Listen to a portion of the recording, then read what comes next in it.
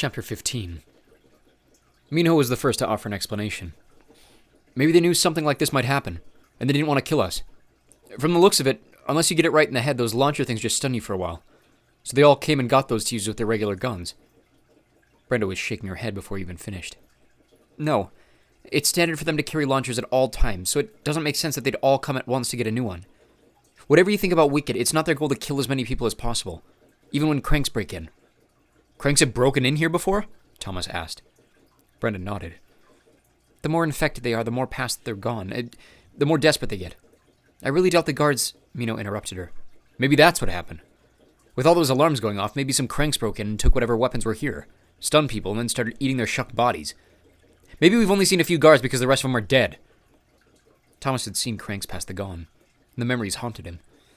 Cranks who had lived with the flare infection so long that it had eaten away at their brains until they were completely insane, almost like animals in human form. Brenda sighed. I hate to say it, but you might be right. She thought a moment. Seriously, that would explain it. Someone came in here and took a bunch of weapons. An icy chill filled Thomas. If that's it, our problems are a whole lot worse than we thought. Glad to see the guy not immune to the flare isn't the only one with a brain that still works. Thomas turned to see Newt at the door. Next time, just explain yourself instead of getting all snippy, Minho said, his voice empty of compassion. I didn't think you'd lose it so fast, but glad you're back. We might need a crank to sniff out these other cranks if they really broke in.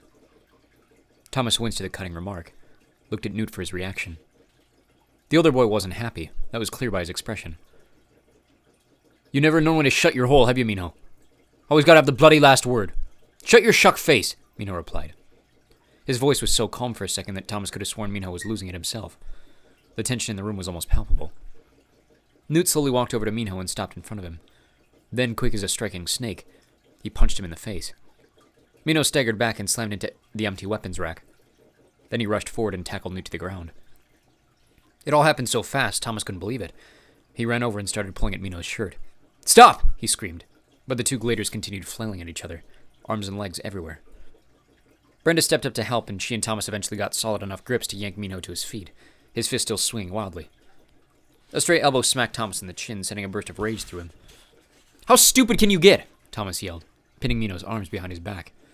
We're running from at least one enemy. Maybe two. You guys are gonna brawl? He started it, Minho snapped. Spit sprang on Brenda. She wiped her face.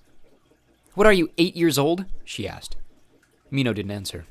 He struggled to free himself for a few more seconds before giving up. Thomas was sickened by the whole thing. He didn't know which was worse, that Newt seemed to be slipping already, or that Minho, the one who should have been able to control himself, was acting like such a slinthead. Newt got to his feet, gingerly touching a red spot on his cheek where Minho must have connected. It's my fault. Everything's just ticking me off. You guys figure out what we should do. I need a bug and break. And at that, he turned and walked out of the room again. Thomas blew out a breath of frustration. He let go of Minho and adjusted his own shirt. They didn't have time to dwell on petty arguments. If they were going to get out of there, they had to pull together and work as a team. Minho, find a few more launchers for us to bring. Then get a couple of pistols on that shelf over there. Brenda, can you fill up a box with as much ammo as possible? I'll go get Newt. Sounds good, she replied, already looking around. Minho didn't say a word, just started searching the racks. Thomas went out into the hall. Newt had taken a seat on the ground about 20 feet away and was leaning back against the wall. Don't say a bloody word, he grumbled when Thomas joined him. Great start, Thomas thought. Listen, something weird's going on. Either Wicked is testing us or we've got cranks running around this place killing people left and right. Whatever it is, we need to find our friends and get out of here. I know. That was it.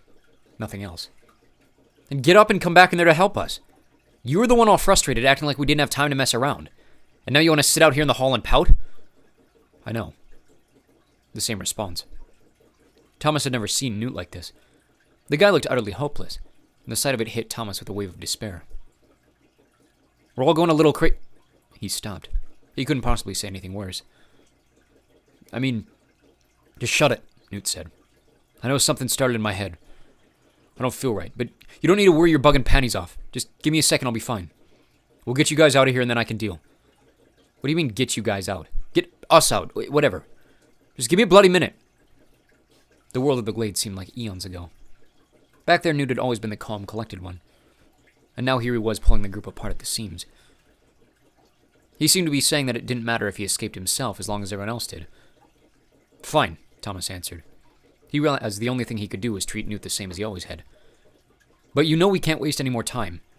Brenda's gathering ammo. You'll need to help her carry it to the berg hangar. Will do, Newt quickly said from the spot on the ground. But first I have to go get something. It won't take me long. He started walking away, back toward the reception room. Newt! Thomas shouted, wondering what on earth his friend was up to. Don't be stupid, we have to move. And we need to stick together. But Newt kept going. He didn't even turn to look at Thomas.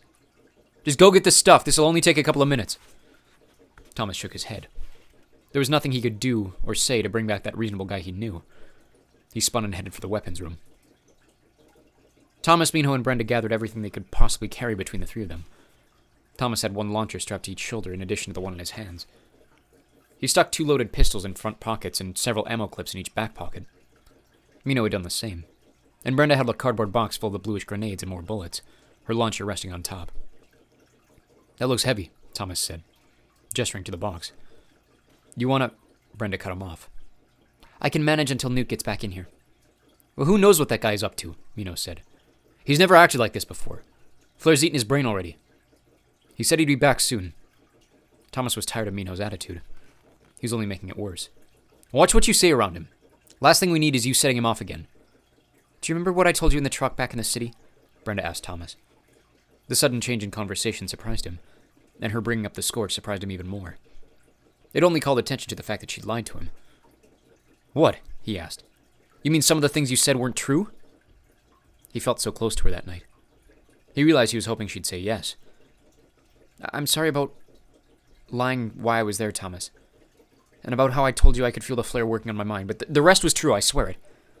She paused, looking at him, pleading in her eyes. Anyway, we talked about how increased levels of brain activity usually quicken the pace of destruction. It's called cognitive destruction.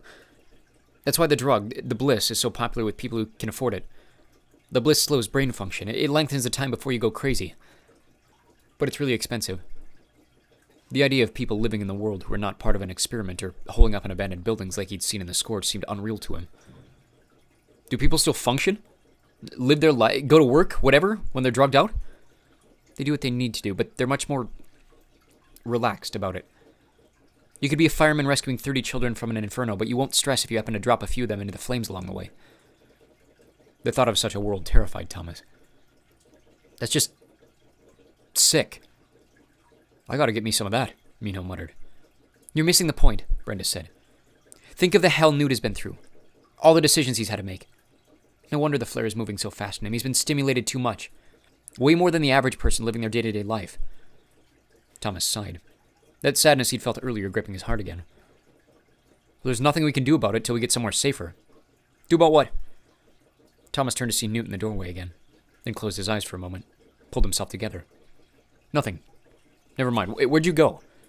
I need to talk to you, Tommy. Just you. It'll only take a second. What now? Thomas wondered. What's this crap? Minho asked. Just cut me some slack. I need to give something to Tommy here. Tommy and no one else. Whatever. Go for it. Minho adjusted the straps of the launchers on his shoulders. But we need to hurry. Thomas stepped into the hall with Newt, scared to death of what his friend might say and how crazy it might sound. The seconds were ticking away. They walked a few feet from the door before Newt stopped and faced him, then held out a small sealed envelope. Stuff this in your pocket. What is it? Thomas took it and turned it over. It was blank on the outside. Just put the bloody thing in your pocket. Newt did as he was told, confused but curious. Now look me in the eyes. Newt snapped his fingers. Thomas's stomach sank at the anguish he saw there. What is it? You don't need to know right now. You can't know. But you have to make me a promise, and I'm not messing around here. What?